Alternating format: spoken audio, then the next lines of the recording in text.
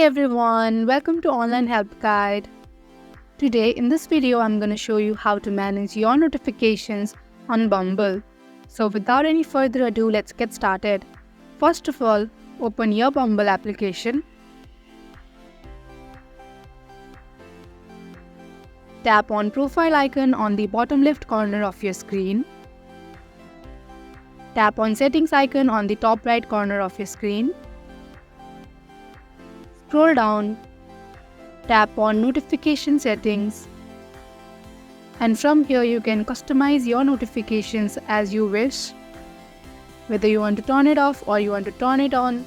So that is how you can easily manage your notifications on Bumble. Thank you for watching Online Help Guide.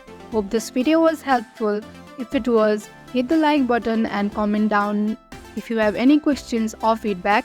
Also, if you are new to our channel, subscribe and hit the bell icon so that you do not miss our upcoming videos.